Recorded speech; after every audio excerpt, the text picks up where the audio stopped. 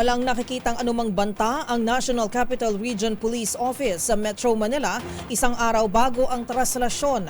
Ayon kay NCRPO spokesperson Major Mirna Diploma, handa sila sa security coverage sa kapistahan ng Jesus Nazareno at all systems go na sila para bukas. Mahigit 14,000 na NCRPO personnel at reinforcements mula sa iba't ibang rehiyon at ahensya ang nakadeploy mula Quirino Grandstand hanggang Quiapo Church.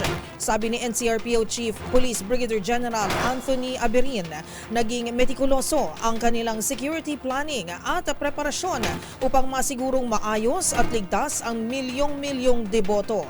Mahigpit na ipatutupad ang pagbabawal sa paggamit ng backpacks, payong, alkohol, baril at mga vendor sa paligid ng Quiapo Church. Magpapatupad din sila sa key areas ng no-fly, no-drone at no-sail zones at likurban 500 meters ng event venues.